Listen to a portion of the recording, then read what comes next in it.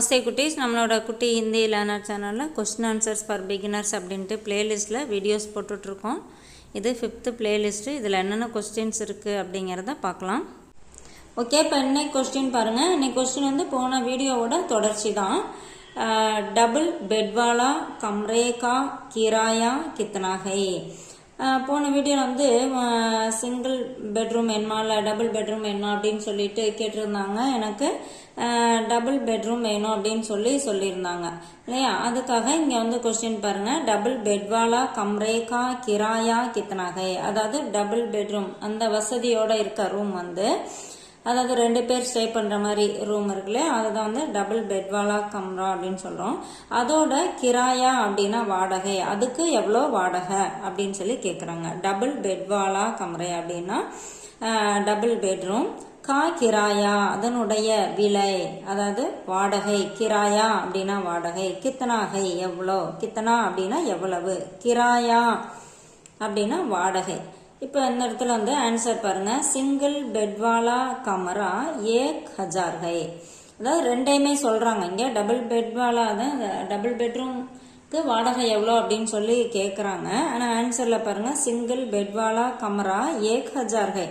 Single bedroom அப்படின்னா 1000 ரூபாய், ஹஜார் அப்படின்னா 1000, 1000 ஹை. டபுள் பெட்வாலா அப்படின்னா double bedroom, camera room, 1000 high, 1800 ரூபாய்.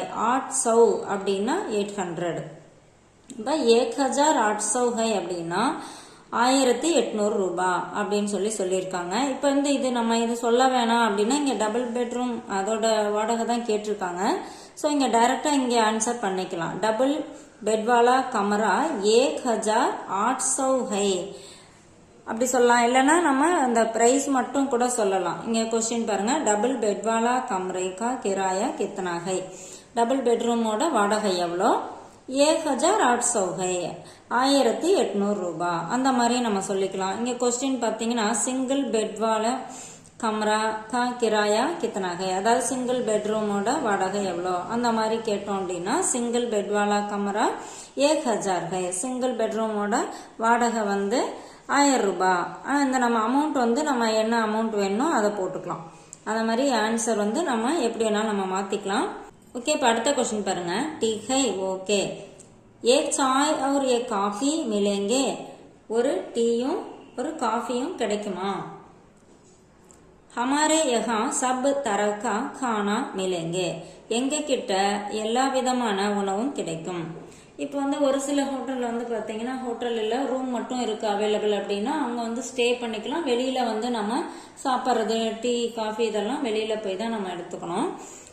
இங்கே வந்து அதான் கேட்குறாங்க. ஓகே, இங்கே வந்து ஒரு டீயும் ஒரு காஃபியும் கிடைக்குமா அப்படின்னு சொல்லி கேட்குறாங்க. இங்கே ஹமாரே யஹா அப்படின்னா எங்கள் இடத்துல, அதாவது எங்கள் கிட்ட.